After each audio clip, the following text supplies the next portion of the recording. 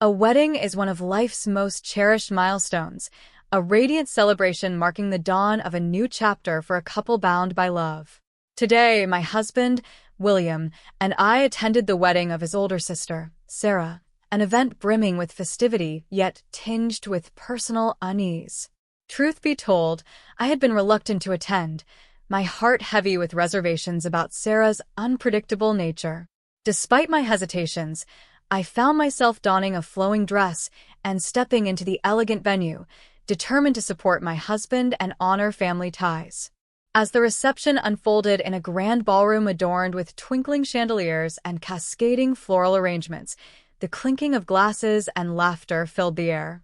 Course after course of exquisite French cuisine, delicate coq au vin, buttery escargots, and decadent crème brûlée was served to the guests, each dish a testament to the event's sophistication. Yet, to my utter bewilderment, a server placed before me a children's meal, a small plate of chicken nuggets, a side of limp fries, and a juice box, starkly out of place among the gourmet offerings. My cheeks flushed with embarrassment as I glanced at the refined plates around me, wondering how such a mix-up could occur. I flagged down a staff member, my voice polite but firm, inquiring about the error. Before the server could respond, my mother-in-law, Charlotte, approached with a sly, almost mischievous smile playing on her lips. "Are you enjoying the wedding, Olivia?" she asked, her tone laced with a subtle condescension that made my stomach twist. Her eyes seemed to gleam with amusement, as if she relished my discomfort. Before I could muster a reply, William, ever my steadfast protector, stepped in. "Allow me to introduce myself. I am Olivia, 32 years old, and the proud owner of an original apparel company that designs vibrant, unique clothing sold in boutique shops and department stores across the city.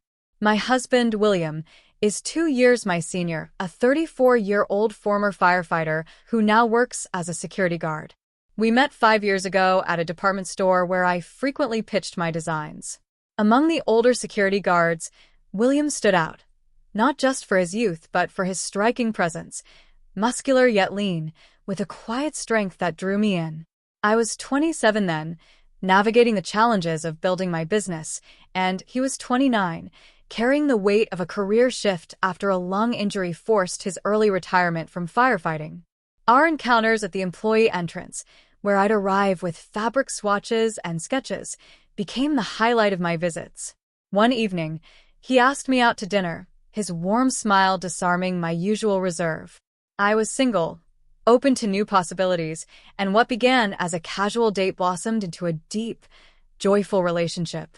2 years later, we exchanged vows in a small, heartfelt ceremony, promising to navigate life's highs and lows together.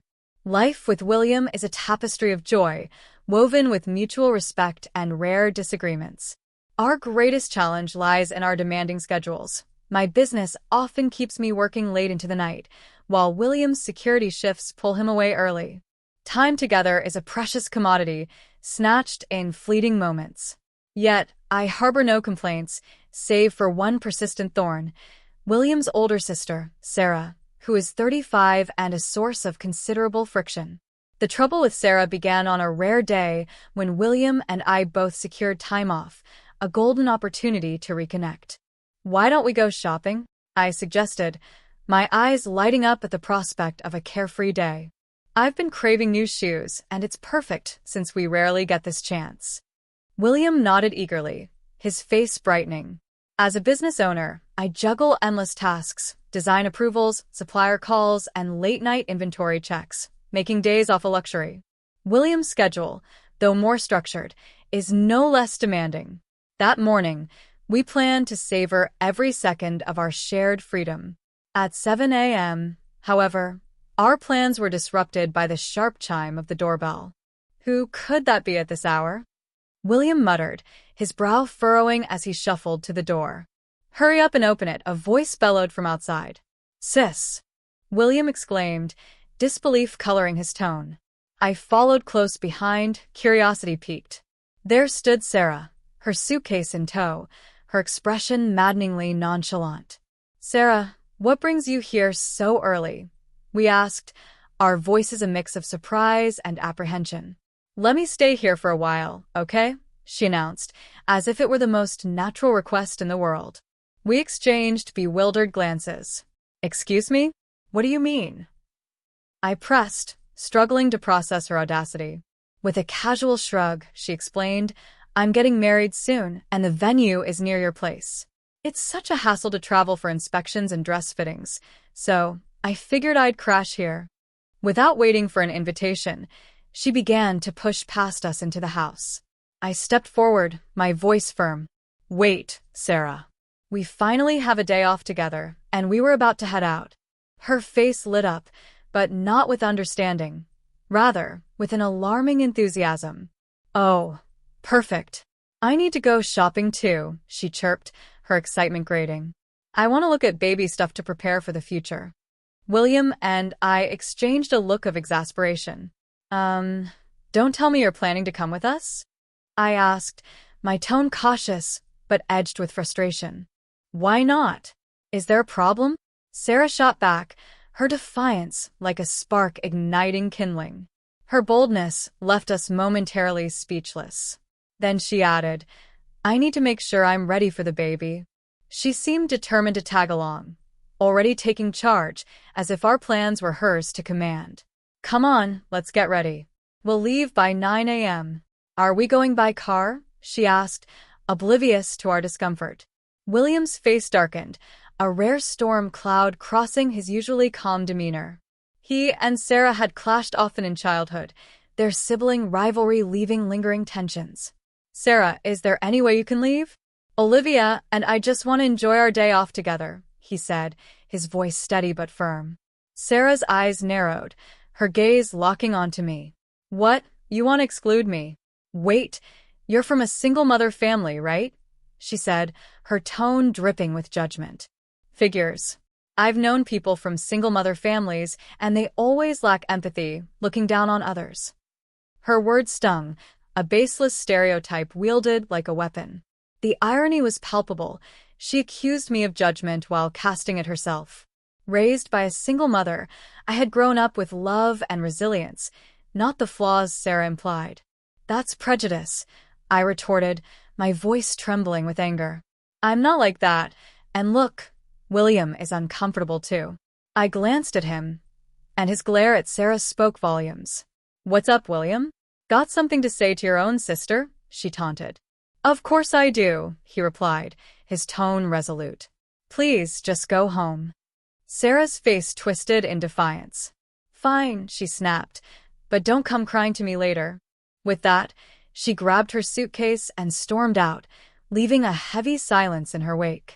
Back at the wedding, as Charlotte's question hung in the air and the children's meal sat before me, I realized Sarah's influence lingered. The mix-up, the subtle slights, it all felt like an extension of her dismissive attitude. Yet, with William by my side, I found the strength to navigate the day, determined to rise above the tensions and celebrate the occasion, however imperfectly. Especially you, Olivia, Sarah sneered, her voice dripping with venom as she singled me out in the midst of the bustling mall.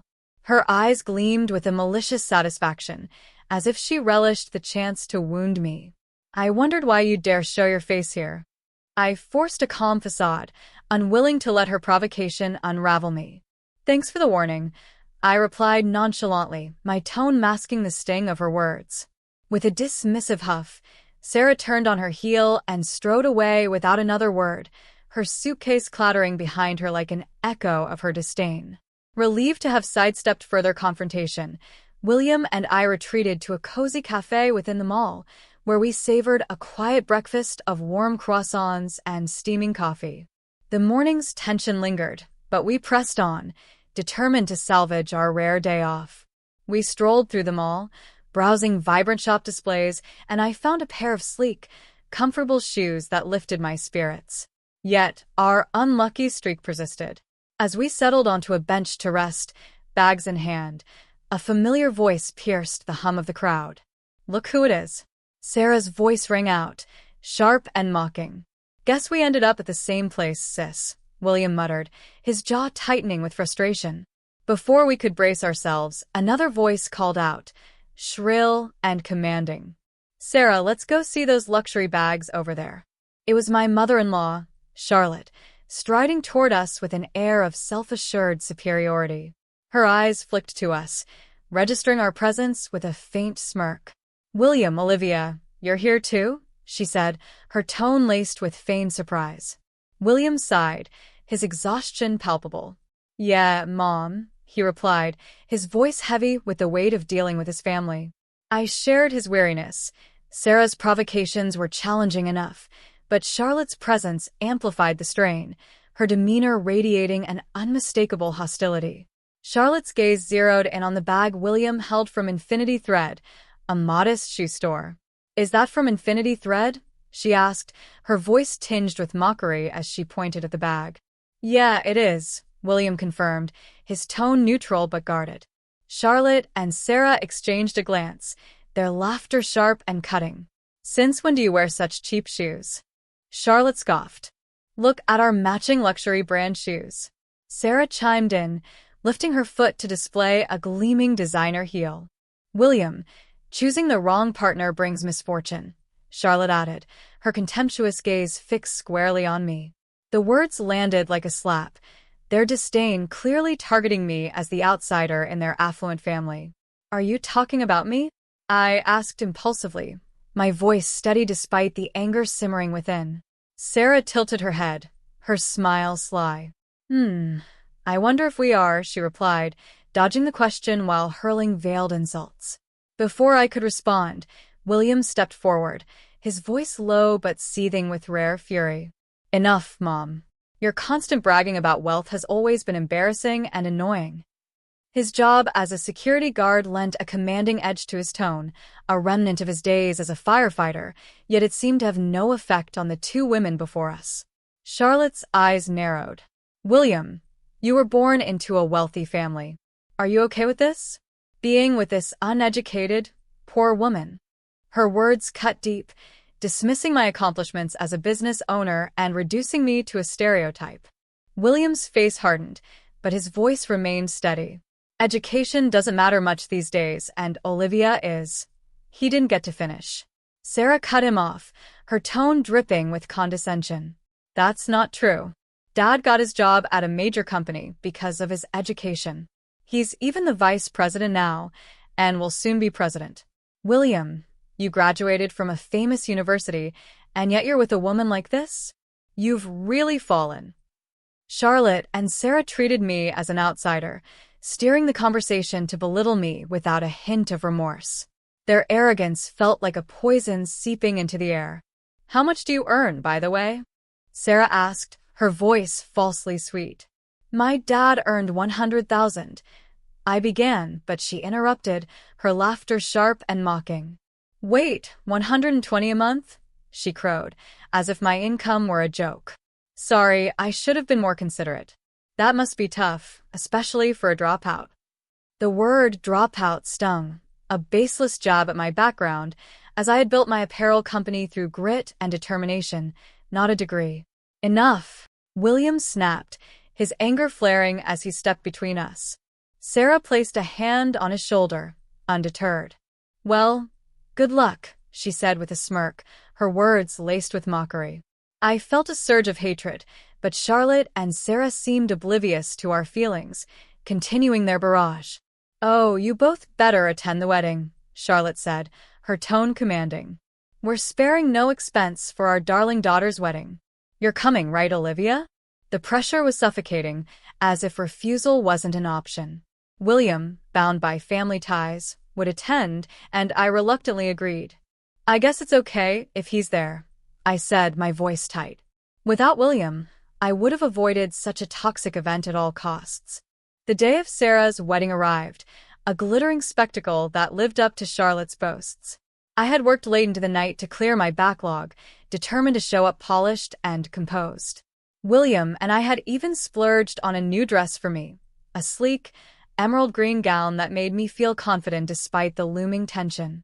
The venue, a luxurious hotel, sparkled with opulence, a grand ballroom adorned with crystal chandeliers, towering floral arrangements, and a wedding cake that looked like a work of art.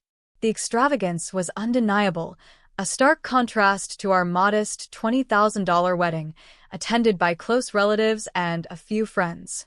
Our day had been simple, but filled with love, and I cherished it deeply.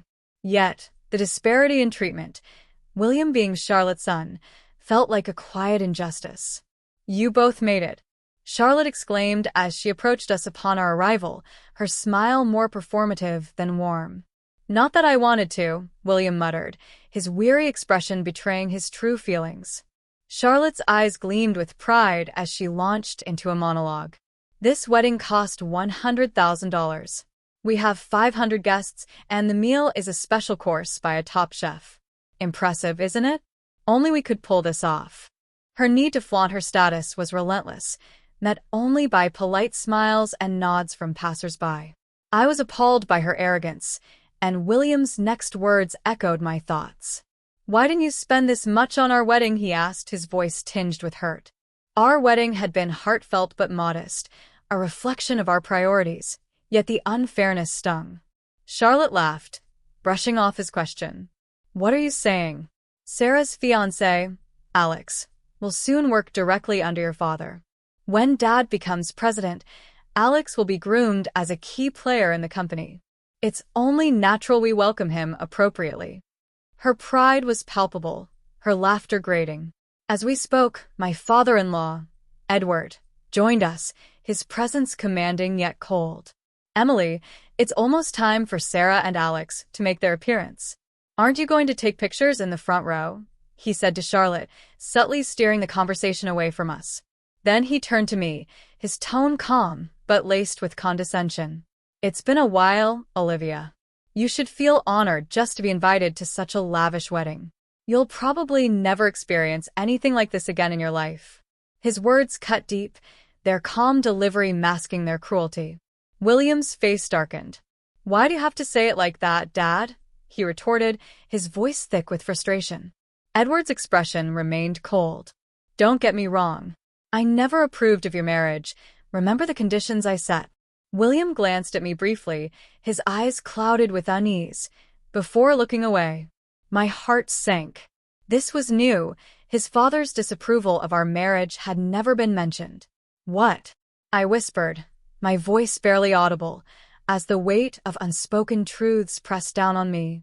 William turned away, his silence heavy with secrets yet to be revealed.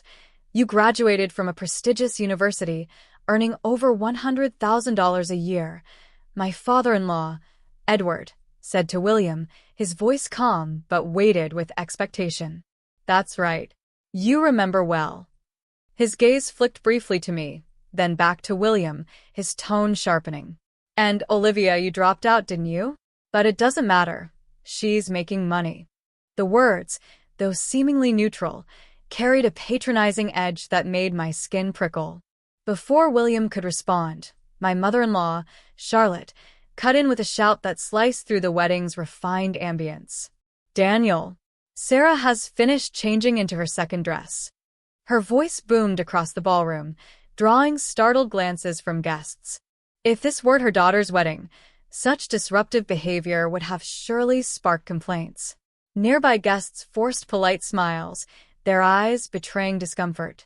Edward, summoned by Charlotte's outburst, turned to us. "We'll talk about this later," he said curtly, striding away to join his wife. As he disappeared into the crowd, William murmured under his breath, "Olivia is much more amazing than you think, Dad." His words, soft but resolute, warmed my heart. Knowing he was firmly in my corner, no matter the family's disdain, lifted my spirits like a beacon in the storm. His unwavering support was a quiet strength, grounding me amidst the chaos of his family's judgment.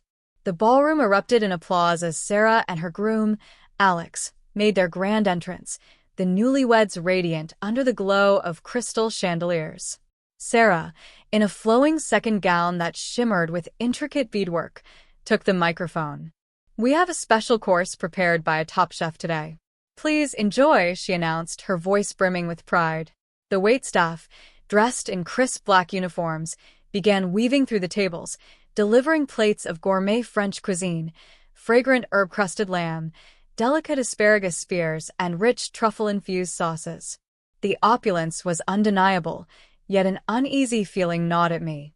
Nearby, I overheard Charlotte arguing with a server, her voice sharp and insistent. "Are you sure about this?" she pressed. "Yes, just do it," she snapped, dismissing the server, who walked away with a visibly uncomfortable expression. A sinking suspicion took root. Something was amiss. As the meal service reached our table, my plate arrived, and I froze. In front of me sat a children's meal, a meager portion of chicken nuggets, a pile of soggy fries, and a cartoon-themed juice box, starkly out of place among the elegant dishes around me. "Huh," I gasped, disbelief washing over me. I caught the server's eye, keeping my voice calm despite the rising tide of embarrassment. "Excuse me, there must be a mix-up." The server, the same one who had spoken with Charlotte, shifted uncomfortably, avoiding my gaze. "Can you replace it, please?" I added, hoping for a quick resolution. He hesitated, then admitted, "This isn't a mistake. I was instructed to serve you the kids' meal." "What?" My voice rose, drawing William's attention. "What's wrong, Olivia?" "Why a kids' meal?" he asked, his brow furrowing as he leaned over to inspect my plate. "Why is my meal different from everyone else's?" I demanded, the humiliation outweighing the shock. Guests at nearby tables began to stare, their whispers like needles pricking my skin. "Why do you have a kids' meal?" one asked, their tone more curious than kind. "I don't know either," I replied, my cheeks burning. Charlotte approached, her laughter sharp and deliberate, cutting through the murmurs. "How's your meal, Olivia? Perfect for a dropout from a single-parent home, right? If you don't like it, you can leave." Her words were a calculated jab, each syllable dripping with contempt. I clenched my fists, my patience fraying. I had restrained myself, not wanting to disrupt Sarah's wedding despite my disdain for her. But Charlotte, the orchestrator of this lavish event, was now orchestrating my humiliation. My resolve to stay silent crumbled. If she could stoop to such pettiness, I owed her no courtesy. Before I could speak, William's voice cut through, calm but laced with cold fury. "Seriously, what are you doing, Mom? Aren't you embarrassed by this childish behavior?" His eyes, usually warm and kind, were steely, his expression one I'd never seen, a look of utter disdain, as if he were staring down something unworthy. Charlotte feigned innocence, her face flushing. "What childish behavior? What are you talking about?" she retorted, but William didn't relent. "This. Everything. Why serve a kid's meal to an adult? It's obvious Olivia wouldn't order such a thing." His voice carried the authority of his days as a firefighter, unyielding and resolute. Charlotte's face reddened further, her composure cracking. "Marrying a poor woman and you dare talk back to us? You've become a mere commoner since you married her, straying from our elite path." Her words, steeped in elitism, revealed a worldview that equated wealth with superiority. It was a mindset I'd encountered before, but Charlotte's arrogance surpassed anything I'd seen. I could no longer stay silent. Stepping forward, I spoke coldly, my voice steady despite the anger coursing through me. "True, I did drop out. My parents passed away before I could finish middle school. But now, I'm the president of a company." Charlotte scoffed, undeterred. "President? I bet it's nothing significant." Her momentum was relentless, her arrogance blinding her to the truth. I sighed, a mix of exasperation and resolve. "I didn't want to do this because it's so childish," I muttered, my words carrying a deliberate weight that piqued her curiosity. "What exactly do you do?" she asked, her tone dripping with condescension, as if she held the upper hand. I met her gaze, unflinching. "Daniel's company is Solar Burst Innovations, right?" I asked, referring to my father-in-law. "Yes, that's right," she replied, her pride evident. "And he'll be the next president."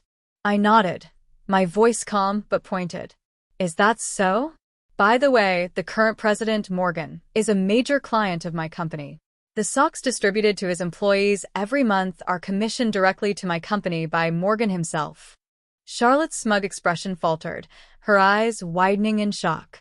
The socks, a flagship product of my apparel company, were renowned for their comfort, designed with innovative technology initially developed for our t-shirts, but expanded to all clothing types. Morgan, impressed by their quality, had personally requested we supply them for his entire workforce. Everything Morgan wears is from our company, I continued. I suggested he try our socks for his employees, and since then, we've maintained a close business relationship. Charlotte stood speechless, her earlier arrogance replaced by a stunned silence. The revelation that my company held such influence, directly tied to her husband's prestigious firm, dismantled her assumptions about my worth. William squeezed my hand under the table, his quiet pride a balm to the wounds inflicted by his family. The kids' meal prank, meant to belittle me, had backfired, exposing Charlotte's pettiness and my own resilience. As the wedding continued, the applause and clinking glasses faded into the background, but I stood taller, bolstered by William's support and the truth of my accomplishments. Professionally, everything Morgan wears is produced by my company, I declared, my voice steady as I faced my mother-in-law, Charlotte, whose smug demeanor began to crumble. You boast about Daniel becoming the next president of Solarburst Innovations, but if I report your behavior to Morgan, that dream might remain just that, a dream. Charlotte's face paled, as if a fever had broken, her earlier arrogance replaced by a flicker of fear. You know him? The president of my husband's company? She stammered, her voice trembling. I nodded, unrelenting. Did you know Morgan didn't go to high school either? He's one of those uneducated people you despise. Shall I convey your exact words about the importance of education to him? Charlotte's eyes widened, her composure unraveling. Please, no, don't do that, she pleaded, her once commanding presence reduced to desperation. People like her, who wielded their perceived superiority like a weapon, crumbled swiftly when their power was threatened. As my father-in-law, Daniel, rushed over, his face etched with concern, I turned to him with the same resolve.